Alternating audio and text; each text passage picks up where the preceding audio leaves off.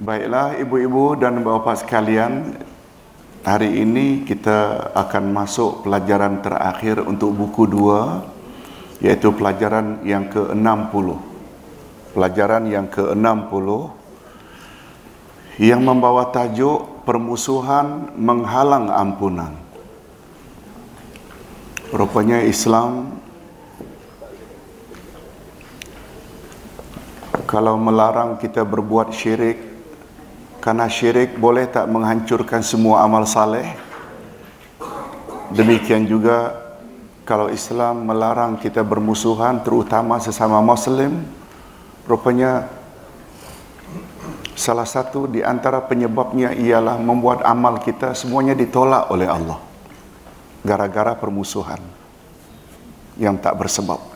Okey, untuk itu kita akan baca satu hadis sahih riwayat Imam Muslim. Tolong ikuti. Haddatsana Ibnu Abi Umar, haddatsana Sufyan an Muslim ibni Abi Maryam an Abi Salih sami'a Aba Hurairah rafa'ahu marrah qala tu'radul a'malu fi kulli yawmi khamisin wasnain fayaghfirullahu azza wa jalla fi dhalikal yawm likulli imri'in la yushriku billahi syai'a illa imra'an kanat bainahu wa baina akhihi syahna fayuqalu lahu utruku hadzaini hatta yastaliha utruku hadzaini hatta yastaliha. Terjemahan hadis telah menceritakan kepada kami Ibnu Abi Umar. Ia berkata telah menceritakan kepada kami Sufyan. Ia berkata dari Muslim bin Abi Maryam. Ia berkata dari Abi Salih. Ia mendengar Abu Hurairah menyandarkan hadis pada Nabi sallallahu alaihi wasallam yang pernah bersabda. Ini kandungan sabda Nabi. Apa kata Nabi? Dilaporkan kepada Allah semua perbuatan orang pada setiap hari Khamis dan Isnin dalam seminggu. Jadi malaikat buat report kepada Allah, amalan manusia ini setiap minggu berapa kali? 2 kali, setiap hari Isnin dan Khamis. Itu sebabnya dalam hadis lain kata Nabi, itu sebabnya aku berpuasa Senin dan Khamis, sebab aku suka amalku diraporkan pada Allah, sedangkan ketika itu aku sedang berpuasa. Itu di antara sebab mengapa Nabi sunatkan puasa Senin Khamis bagi yang mampu. Dilaporkan kepada Allah semua perbuatan orang pada setiap hari Khamis dan Isnin dalam seminggu. Lalu Allah Subhanahu wa taala, Allah Azza wa Jalla mengampuninya pada hari itu.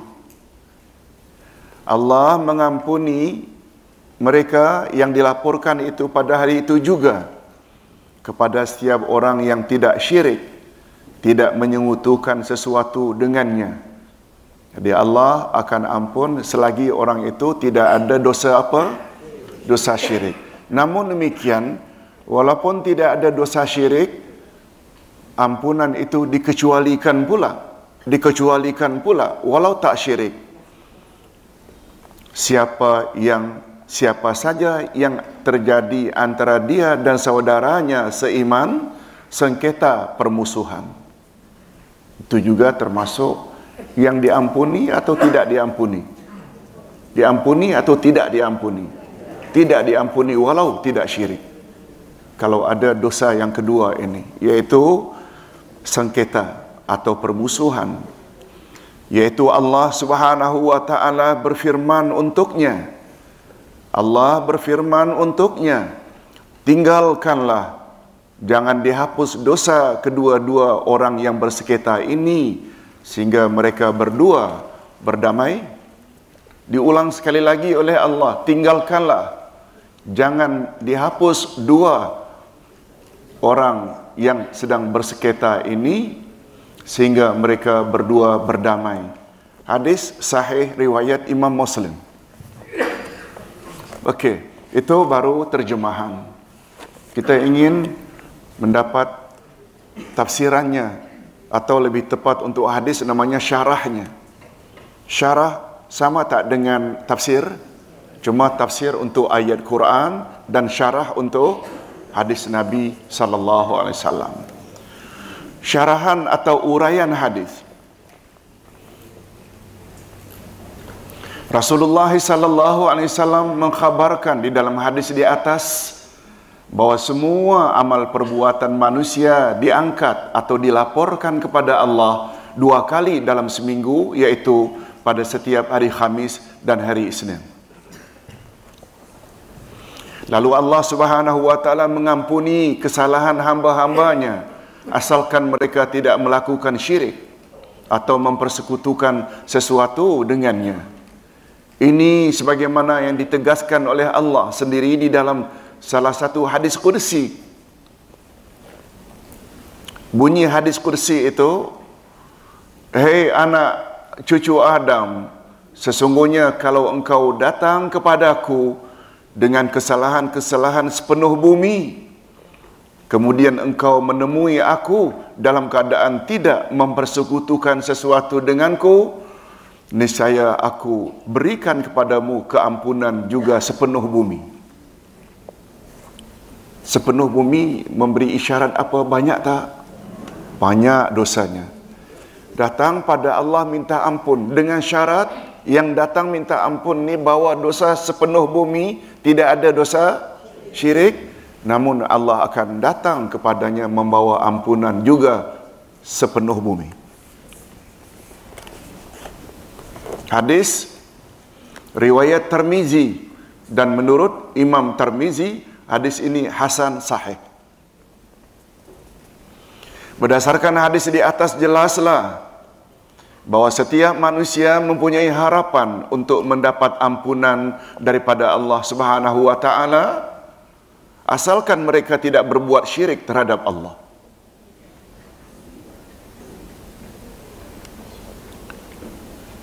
Oleh sebab itu dosa membunuh, dosa berzina, dosa berjudi, minum arak, itu semua syirik atau bukan? Syirik atau bukan?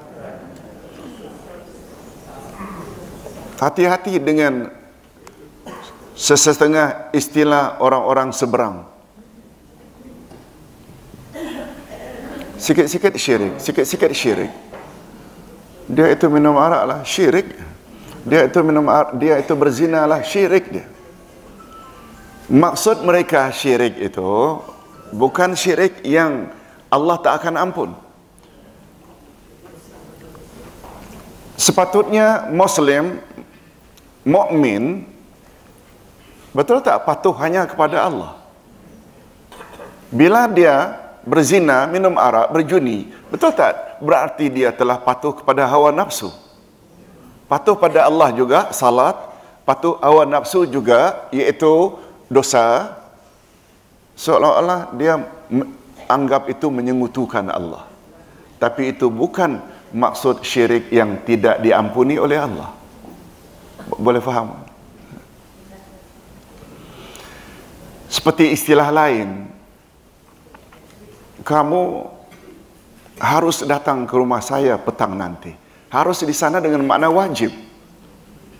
Di seberang sana. Harus tu adalah menjadi suatu keharusan. Keharusan dengan makna wajib. Sedangkan kita di Malaysia kan harus itu mubah. jaiz, yang maknanya boleh buat, boleh tidak.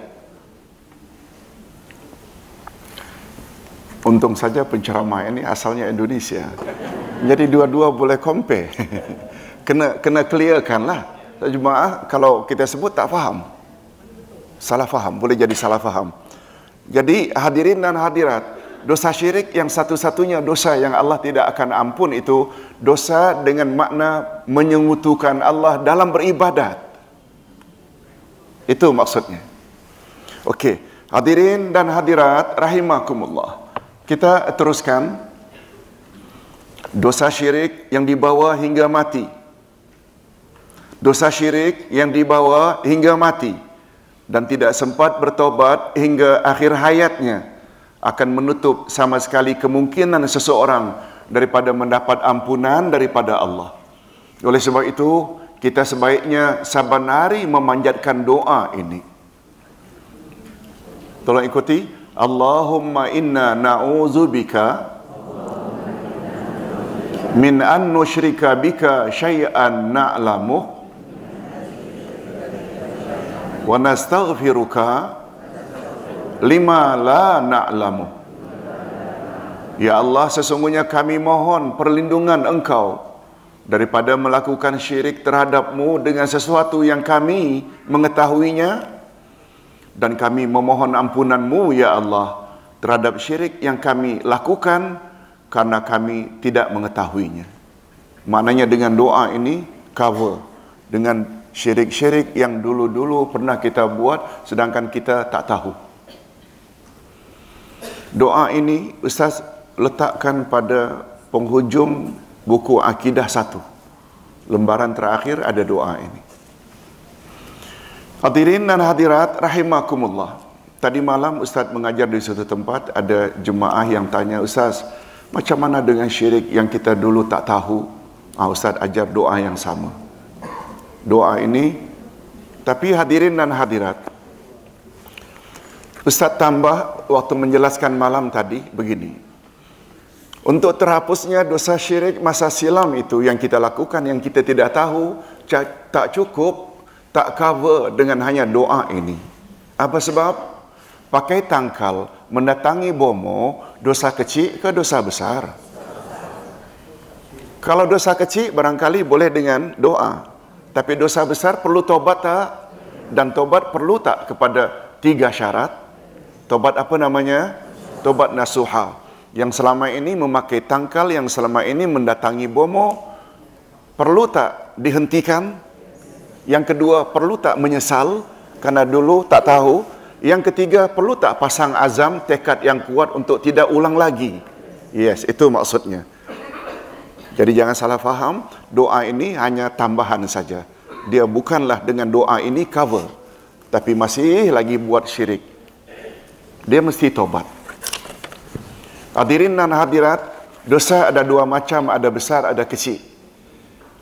Dosa besar hendaklah dengan tobat. Dosa-dosa kecil mesti dengan tobat ke atau dia boleh terhapus melalui amal saleh? Melalui amal saleh.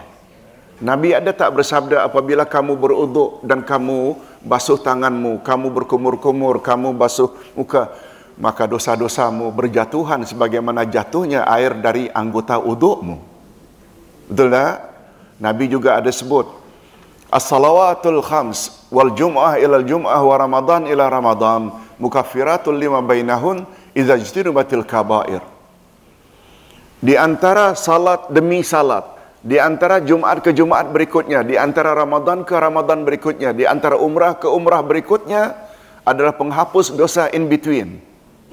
Selagi dosa itu bukan dosa besar. Maknanya tadi kita salat subuh, kemudian dapat pula salat zuhur. Semua dosa kecil, terpandang yang haram, tercakap yang bukan-bukan, dosa kecil, terhapus automatically. Itu yang Ustaz maksudkan, dosa-dosa kecil boleh terhapus dengan amal saleh. Tapi dosa besar tidak. Mesti dengan taubat. Yang Ustaz sebut 3 tadi, bila dosa pada Allah. Tapi bila dosa pada manusia, taubat nasuha tambah 1 lagi tak? Tambah. Kalau kita ambil uang orang, kita mesti kembalikan. Kalau tak dapat dikembalikan karena habis dibelanjakan, mesti datang minta maaf. Itu maksudnya. Hadirin dan hadirat rahimakumullah. Okey. Namun demikian, dalam hadis bab di atas dinyatakan oleh Rasul sallallahu alaihi wasallam bahawa selain dosa syirik yang boleh menghalang kita dari mendapat ampunan Allah, ada lagi satu syarat tambahan yang diperlukan agar dosa-dosa kita tidak tergantung-gantung daripada mendapat pengampunan Allah, iaitu dosa permusuhan dengan sesama Muslim.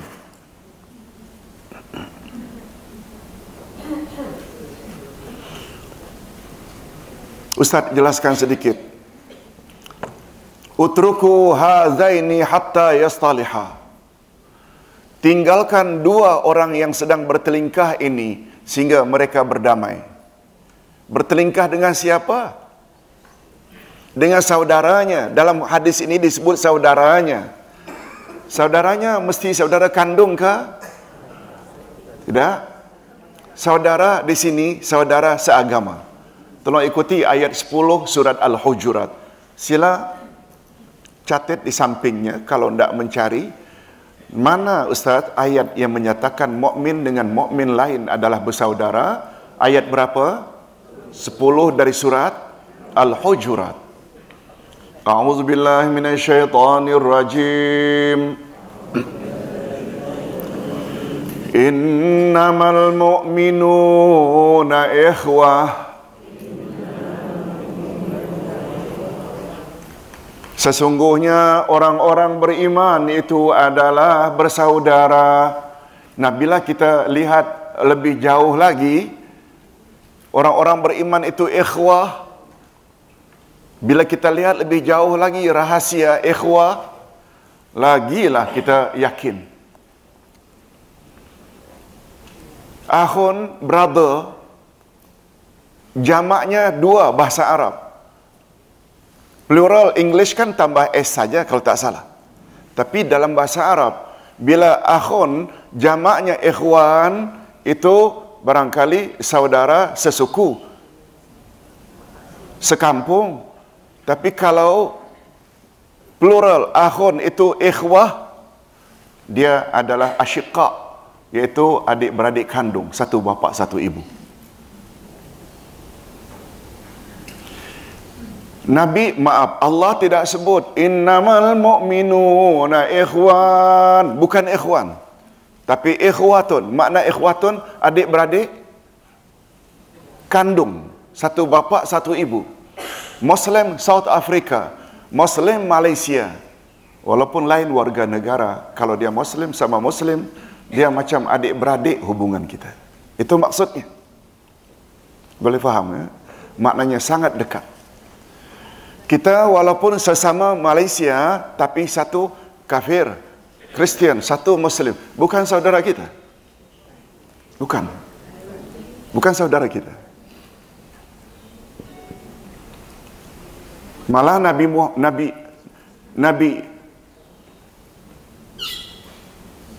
Nuh alaihi salat wassalam ketika anaknya Kanaan enggan memenuhi panggilannya, kan Allah kata jangan jadi orang bodoh, wahai Nuh, dia bukan anakmu lagi. Lihat tu, dinafikan anak. Karena ayahnya Rasul, anaknya durhaka. Sampai begitu. Hadirin dan hadirat rahimakumullah, Ustaz hanya ingin jelaskan persaudaraan di sana tak semestinya persaudaraan atau persengketaan di antara adik-beradik, bukan. Dengan Muslim lain. Okey, kita teruskan. Bermusuhan dengan saudara seagama, yakni seiman dan seislam, dan saling benci-membenci, saling berdendam, saling memutuskan hubungan persaudaraan atau silaturahim karena kaum kerabat tidak akur dan seumpamanya, maka dalam hal ini Allah Azza wa Jalla telah melarang kita yang sedang bermusuhan menunda-nunda waktu untuk berdamai. Apa sebab? Selagi belum berdamai, selagi itu pula lah ampunan dari Allah menjadi terhalang. Betul tak? Dengan kata lain terhalang.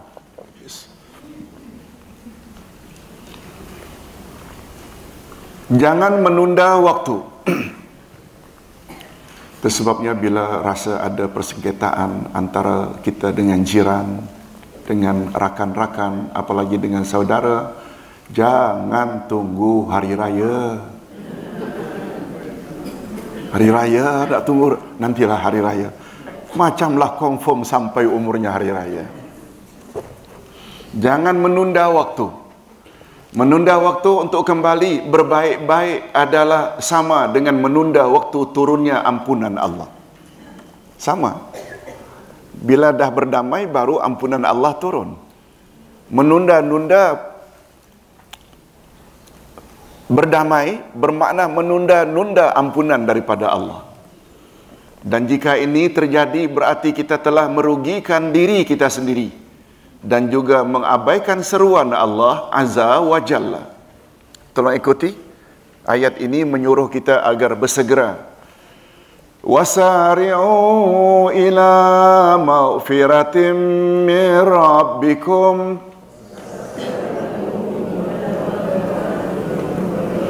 wa jannatin arduha as-samawati wal ardh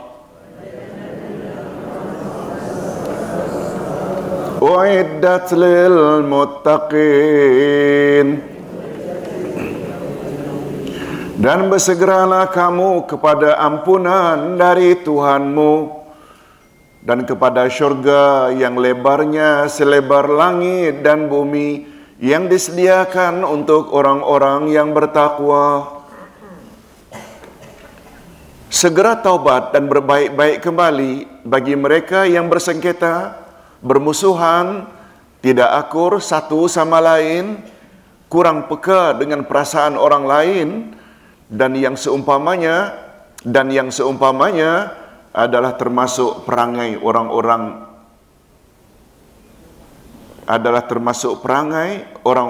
yang bertakwa menurut ayat di atas. Ustaz ulang. Segera taubat dan berbaik-baik kembali bagi mereka yang bersengketa, bermusuhan, lalu bersegera minta taubat. Termasuk tak salah satu ciri-ciri orang yang bertakwa? Yes. Menurut ayat di atas. Sedangkan sikap menunda-nundanya berarti menunda amalan takwa. Perintah bersegera mencari ampunan ini ditekankan karena kadangkala terjadi dua bersaudara yang tidak akur itu sampai berlarut bertahun-tahun lamanya. Kesudahan karena terlalu memperturutkan hawa nafsu amarah sehingga mereka hanyut dalam kebencian dan kedengkian. Tradisi yang sering terjadi dalam masyarakat kita yaitu menunda-nunda waktu berbaik atau berdamai dan bermaaf-maafan itu sehingga datang hari raya, karena pada hari tersebut ada pengaruhnya tersendiri yang dapat mendorong kita untuk saling bermaafan. Suasana hari raya memang dapat mengubah yang tadinya berat menjadi ringan. Kita tak nafikan itu. Karena datang ramai-ramai, kita pun numpang sekaki. Kita tak nafikan itu. Memang baik juga bermaafan di hari raya. Memang baik juga menggunakan kesempatan bermaafan di hari raya. Tetapi yang tidak baiknya ialah, apa dia? Yang tidak baiknya ialah menundanya. Karena kita tidak tahu pasti bila maut akan menjemput kita. Menunda kebaikan dapat menimbulkan kemuflisan hidup yang hakiki. Muflis maknanya bankruptcy yang hakiki. Kemuflisan atau muflis di sini ialah sebagaimana yang dijelaskan oleh Nabi Muhammad sallallahu alaihi wasallam, hadis sahih riwayat Imam Muslim.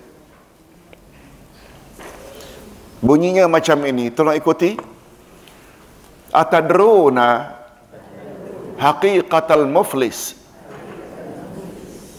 Qalu al-muflisu fina man laisa lahu malun wala dirhamun. Ustaz baca dulu permulaan hadis, sebab hadis ini nampaknya dia adalah berikutnya. Kita kena tahu dulu apa permulaan hadis itu. Pada suatu hari Nabi tanya, "Atadruna haqiqatal muflis?" Tahukah kamu sekalian wahai para sahabat, apakah hakikat atau muflis yang hakiki, yang sebenar-benar muflis? Sahabat coba menjawab. Al-muflisu fina, muflis di kalangan kami, man laisa lahu malun wala dirhamun. Orang yang tidak ada harta dan tidak ada dirham. Dirham mata uang yang berlaku zaman itu, zaman Nabi. Kalau Nabi orang Malaysia, akan dijawablah oleh orang Malaysia, man lalahu malun wala ringgiton. Tak ada ringgit, tak ada harta. Nabi tidak setuju dengan jawaban itu. Apa kata Nabi? Al-muflisu fi ummati. Ini Al-muflisu fi ummati, ini terjemahannya. Sesungguhnya muflis dari kalangan umatku. Al-muflisu fi ummati, adapun muflis dari kalangan umatku adalah orang yang datang pada hari kiamat dengan membawa pahala salatnya, puasanya, zakatnya, akan tetapi dia datang benar-benar di dunia, akan tetapi dia datang benar-benar di dunia mencaci maki orang. Maknanya di dunia dulu suka memaki orang, memfitnah orang, memakan harta orang lain dengan tidak sah, menumpahkan darah, suka membunuh, memukul orang. Maknanya selain dia bawa pahala salat, puasa, zakat, maknanya dia orang taat juga taat, tapi pada masa yang sama dia juga banyak membuat zalim terhadap orang lain. Lalu apa kata Nabi selanjutnya? Maka diberilah orang yang dizalimi tadi ganjaran yang menzalimi tersebut satu persatu.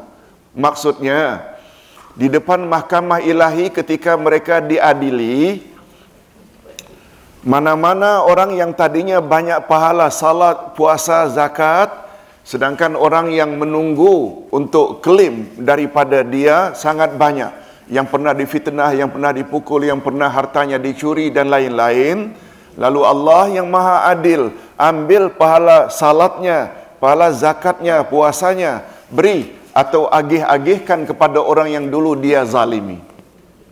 Itu maksudnya. Lalu apabila habis ganjaran kebaikannya, sedangkan belum dilunasi tanggungjawabnya, maknanya masih ada lagi yang menunggu. Padahal amal salehnya sudah dibagi semua. Maka diambillah dosa-dosa kesalahan dari orang-orang yang dizalimi itu, dibebankan kepada orang tersebut. Kemudian orang tersebut dilempar ke dalam api neraka.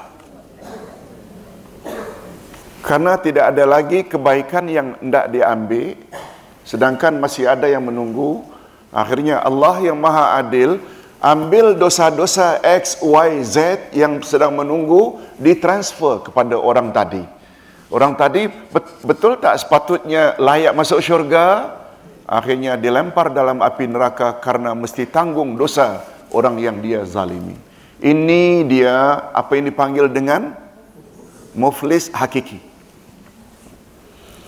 Bukan muflis yang tersenarai dalam blacklist, yang pasportnya dicabut dan sebagainya, tak boleh keluar negara. Itu muflis juga istilah kita. Tapi itu muflis pemahaman sahabat. Tapi menurut Rasulullah, muflis yang sebenar adalah muflis di akhirat. Hadis sahih riwayat Imam Muslim. Hadirin dan hadirat rahimakumullah. Hadis di atas menetapkan hukum ke atas mereka yang terlibat agar penghapusan dosa mereka ditangguhkan atau ditunda sehingga mereka berbaik atau berdamai.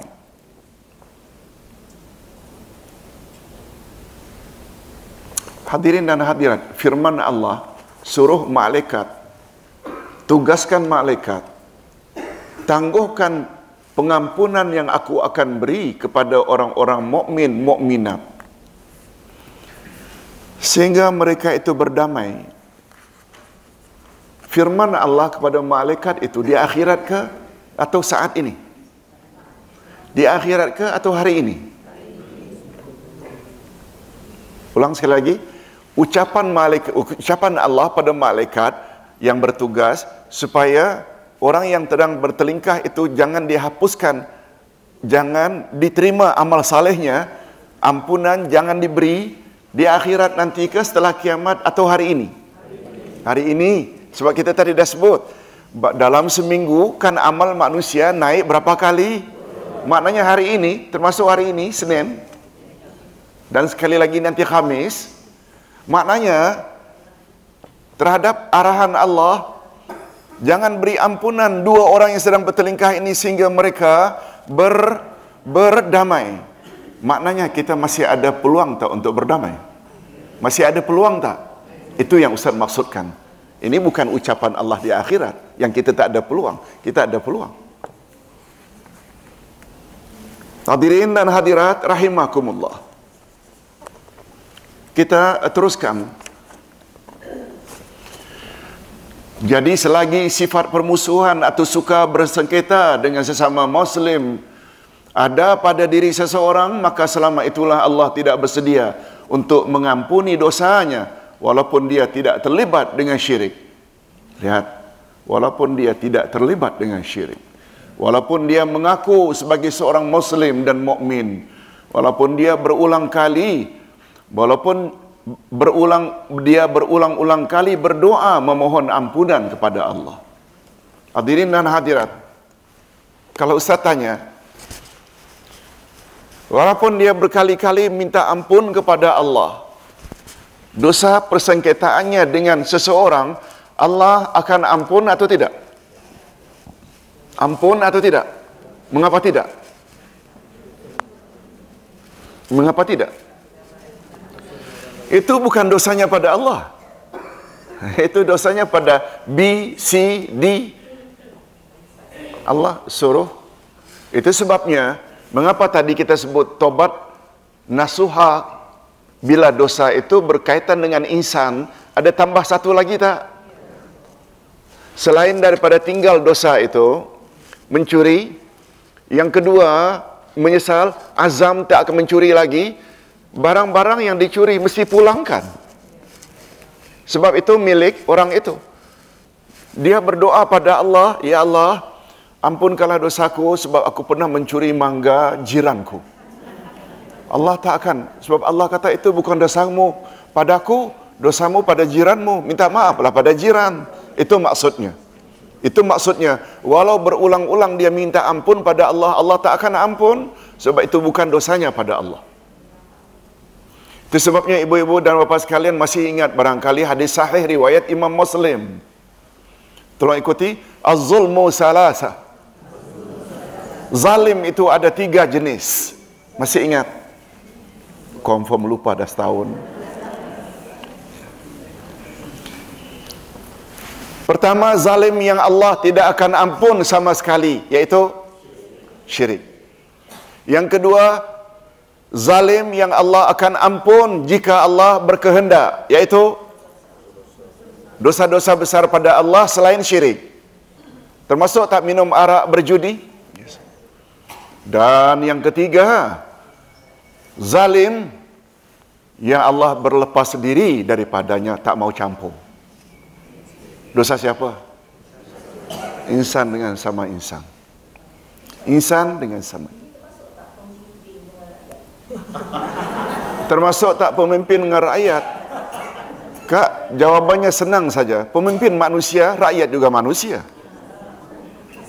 Di elaborate sendirilah.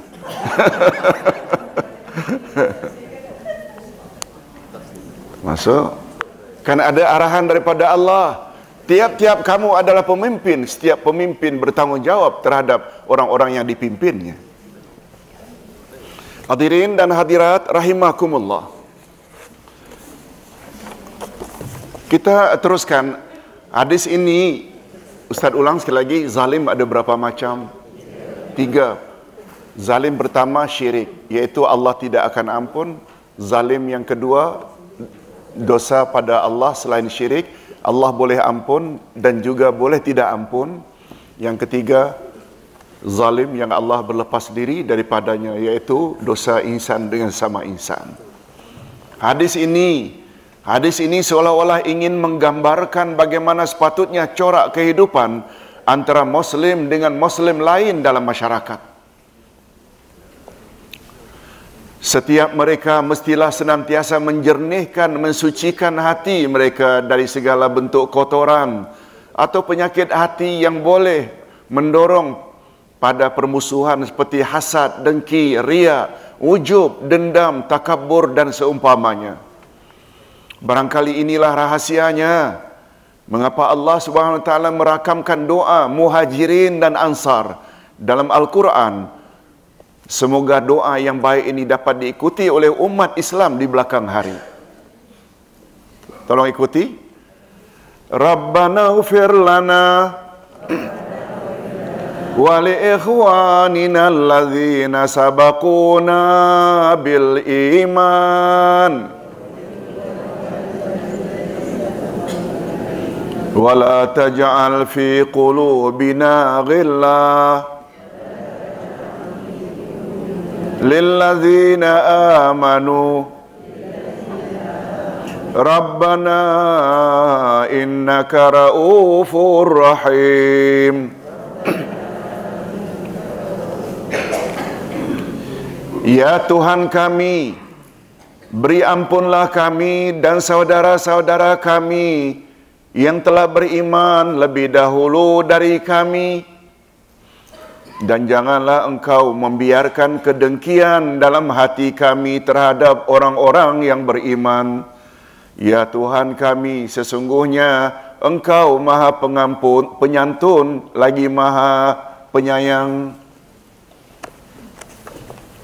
Ustaz jelaskan sedikit ayat ini. Untuk pengetahuan hadirin dan hadirat, ayat inilah digunakan oleh ulama akidah Ahlus Sunnah wal Jamaah tentang kebolehan berdoa untuk orang-orang yang sudah mati. Ya Allah, ampunilah dosa kami dan dosa-dosa orang yang beriman sebelum kami. Betul tak sebelum kita? Banyak yang sudah meninggal. Maksudnya, kita masih boleh tolong tak orang yang sudah mati melalui doa? Yes. Yang dipertikaikan, hadiah tahlil, hadiah ini, hadiah, itu ulama pertikaikan. Tapi doa tak ada yang mempertikaikan. Ayat ini. Apalagi Nabi banyak kali mengajar, Rabbi ufirli wali walidayya wal muslimin wal muslimat al ahya'i minhum wal amwat. Ya Allah, ampunilah dosa kami dan dosa ibu bapa kami, muslimin muslimat yang masih hidup atau yang sudah mati. Boleh. Ayat ini. Nah, yang kedua, yang Ustaz hendak kita faham, ada tiga golongan yang confirm akan mendapat reda Allah dan masuk syurga. Ada tiga golongan yang confirm mendapat reda Allah dan masuk syurga.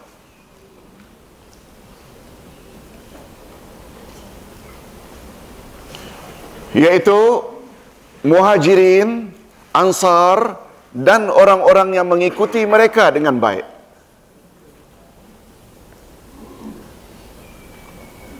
Tolong ikuti ayat 100 surat At-Taubah. At-Taubah ayat 100. Hadirin dan hadirat, betul tak kita sangat ingin mendapat redha Allah? Kita sangat ingin masuk syurga? Syaratnya ada di sini. Tolong ikuti.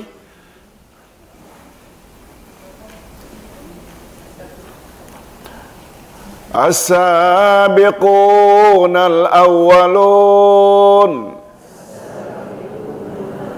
minal muhajirin wal ansar walladzina tabauhum bi ihsan radhiyallahu anhum wa radu an wa a'adda lahum jannatin tajri tahtahal anhar khalidina fiha abada. Zalikal fawzul azim. Terjemahan ayat.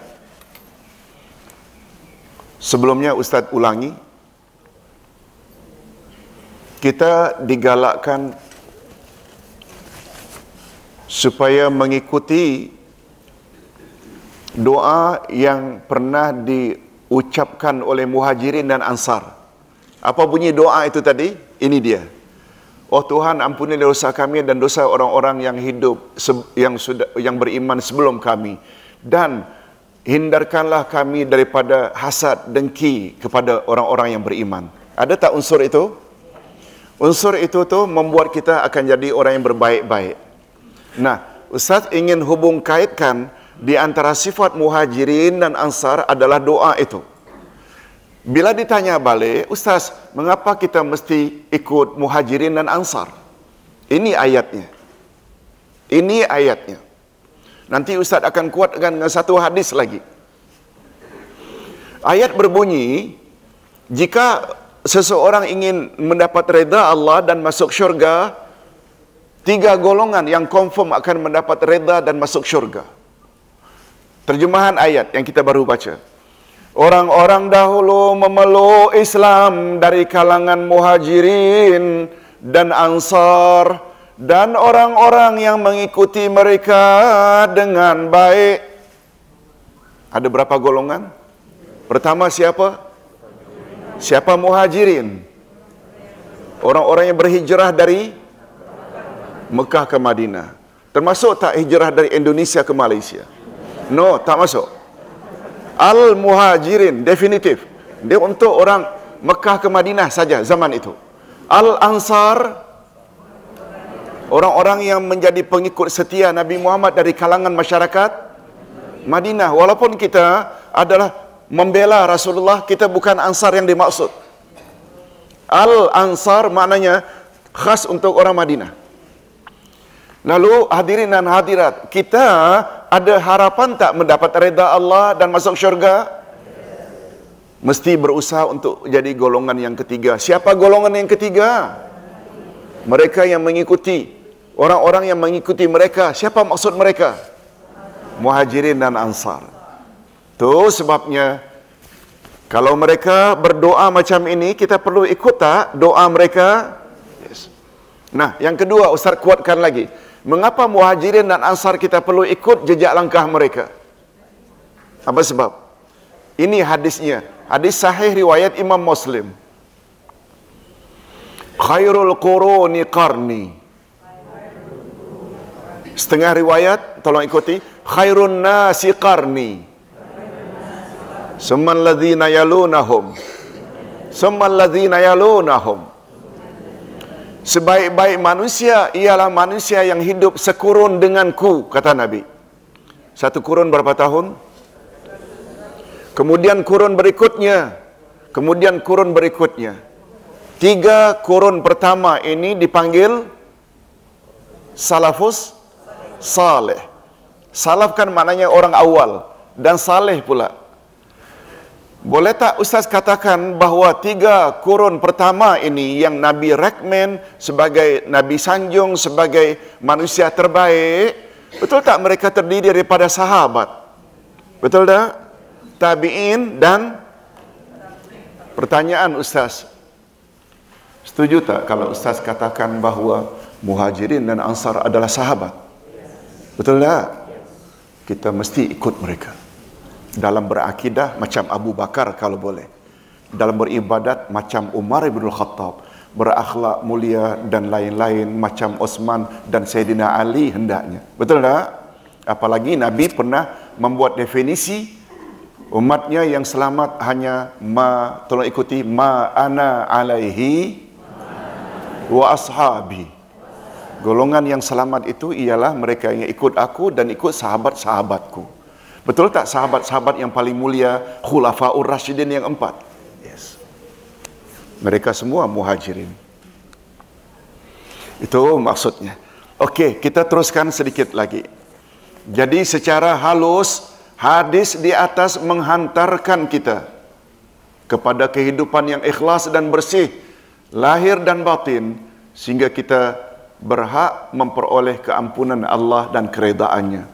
Hadis ini juga membimbing kita bahawa untuk menuju ampunan serta reda Allah itu bukanlah ditempuh dengan kerusuhan dan penentangan, sengaja mencipta suasana permusuhan dan pertelingkahan dalam hal-hal yang tidak prinsip, sehingga mendatangkan jurang pemisah antara sesama saudara seiman dan seislam. Akan tetapi mestilah kita tempuh melalui suasana perpaduan penuh perdamaian, saling maaf memaafkan, bertolak ansur, tasamuh atau toleransi dalam hal-hal yang kita boleh bertolak ansur. Jangan berbuat sesuatu kepada orang lain selain yang ia suka apabila orang lain berbuat demikian pada dirinya. Hadirin dan hadirat rahimakumullah, nampaknya kita dapat selesaikan lebih awal